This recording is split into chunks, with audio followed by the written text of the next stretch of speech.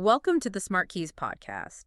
Today, we are undertaking a critical deep dive into a document that really every single software company needs to be reading right now. It's called EU AI Act Compliance, Preparing Your SaaS Business for New Regulations. And this is so much more than just another regulatory update. It's a foundational change for global tech governance. Right. What makes it so critical, especially for US-based SaaS providers, is its extraterritorial scope. It's huge. So even if your servers are in Seattle. Exactly. If your system's outputs are used in the EU or by EU users, these rules apply to you. And they fundamentally change everything from feature design and testing to, user disclosure. This is that moment where compliance becomes a core business strategy, not just some legal checkbox you tick at the end. It has to be.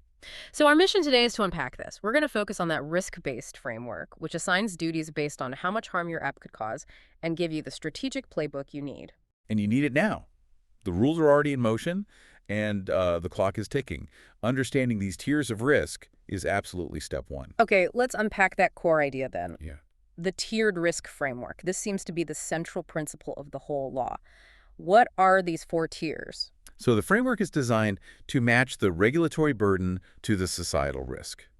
At the very top, you have the unacceptable risk systems. And that's exactly what it sounds like. Banned outright. Right. Requires immediate removal or redesign. We're talking about things like manipulative tech that subverts your free will, social scoring systems, or biometric categorization that tries to infer sensitive things like political opinions. These are the absolute red flags. If you have any of this on your roadmap, it's not a question of compliance, it's a question of deactivating it yesterday. Precisely. Now, below that is the category where I think most B2B SaaS providers will be spending their time and their budget. Okay. And that's high risk. These are systems that affect fundamental rights and safety. This tier mandates really rigorous compliance. So what does that mean, rigorous compliance? It means a documented quality management system, ensuring high data quality, maintaining extensive technical documentation, and guaranteeing human oversight. That sounds like a significant lift.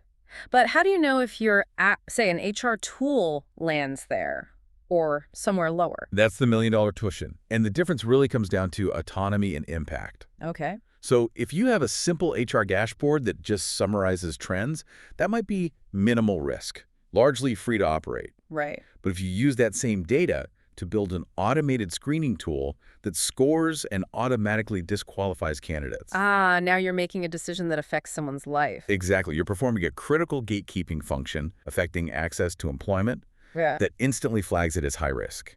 So the function of the model really dictates the entire regulatory burden.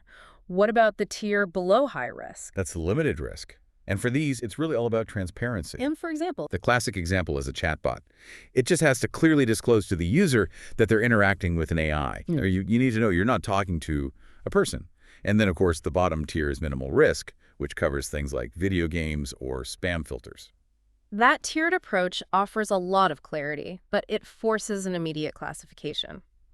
So what are the key first steps our listeners should be taking today based on this? The initial mapping is everything. 3 essential steps.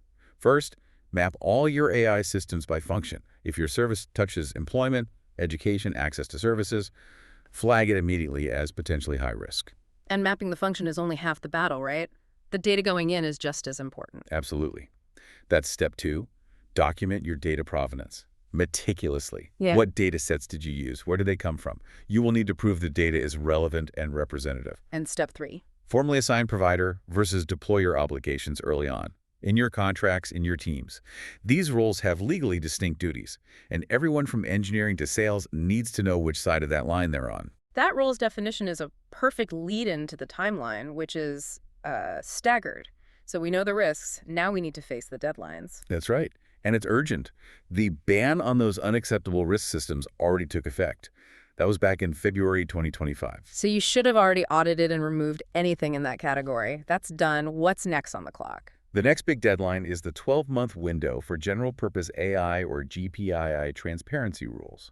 And for anyone who doesn't know, GPAI is basically the big foundation models, right? The GPTs, the llamas of the world. That's it. If your SaaS product uses or is built on top of one of these, you have significant new duties. What kind of duties, practically speaking? It's all about transparency. You have to publish comprehensive summaries of your training data. You have to have clear policies on copyright. It's huge data governance lift. And then come the really heavy compliance deadlines, the 24 and 36-month windows for high-risk systems. Can you walk us through what's in Annex 3? Because that seems key for that 24-month deadline. Annex 3 is the list. It's the specific use cases deemed high risk because they interfere with a person's life or fundamental rights. So things like Credit scoring, insurance eligibility, and crucially for SaaS, systems for hiring like candidate screeners, worker management tools, or exam proctoring and education. If your SaaS automates those kinds of sensitive decisions, you are high risk. Given that, let's revisit those roles.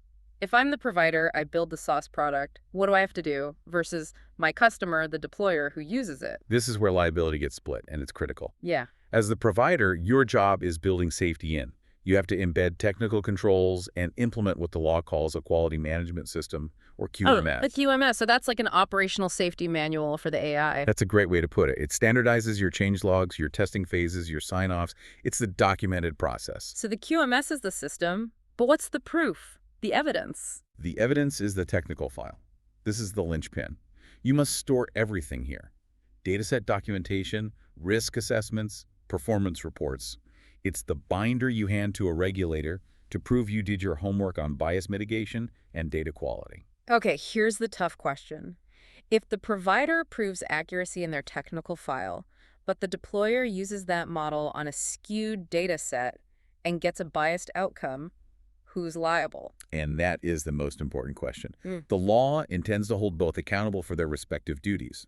The deployer, your customer, is responsible for operational safety in their specific context. So they have to run their own checks. They have to. They must provide AI literacy for their users, run fundamental rights impact assessments, and this is crucial, establish explicit human oversight. Meaning a human has to be in the loop, able to challenge and correct the AI's decisions. Exactly. You need real correction and escalation paths. It really is a shared burden of trust. So if we pull back, why should a professional see this as more than just a cost center? Where's the strategic opportunity here? This is the pivot point. Because good compliance forces a mindset shift. Governance moves from being an afterthought. You mean that legal review right before launch? Exactly that. It moves from that to a core product feature you build from the beginning.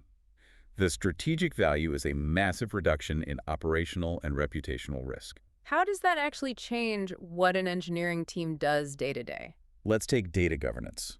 In the past, you might check your training data once. Now, for a high-risk system, you have to implement automated validation checks for data relevance and representativeness. And you have to do it continuously. Continuously. It gets built into your CI/CD pipeline. You're automating the documentation. So issues get caught in development, not after a catastrophic launch that makes the news. That makes so much sense. And what about transparency? How does this lead to better product design? It forces simplicity and clarity. Those chatbot disclosures, for instance, they have to be in context, not buried in a privacy policy. You put a clear label right next to the AI's output. It builds trust, it reduces confusion, and honestly, it speeds up your own internal work. And we have to talk about the financial stakes, the penalties. This regulation has serious teeth. It really does. For violating the banned practices, the fines can go up to 40 million euros, or 7% of your worldwide turnover, whichever is higher. 7%. That's an existential number for a lot of companies. Absolutely. Even for things like failing to maintain that technical file, it can be up to 20 million or 4% of turnover. This is serious operational risk. The source does mention support for smaller companies, though, which is good to hear. Yes, and that's a key detail. SMEs can get priority access to regulatory sandboxes, official guidance, and reduced fees. It's designed to help them comply, not to shut them out of the market. So really, this whole deep dive shows that the goal isn't just compliance for its own sake. It's about building better, safer products. That is the strategic conclusion. By building in safety and rights from the ground up, you are lowering your risk and future-proofing your product. This is what a high-quality product will be judged on in the AI age.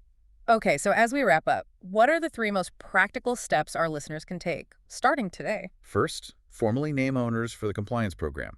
Who owns the technical file? Who owns negotiating with deployers?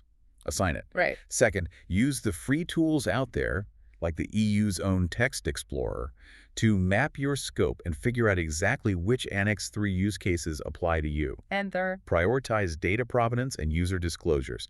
Get that work into your very next product roadmap cycle. Do not let those foundational steps linger. Fantastic. And finally, to leave our listeners with something to think about, what's the one provocative thought that builds on all this? Well, instead of just waiting for all the technical standards to be finalized, which will take time, why not consider adopting an established code of practice now? The real transformation for SaaS isn't the regulation itself. It's recognizing that integrating audit-ready records and lifecycle security into every single engineering sprint changes your definition of a ready-to-ship product.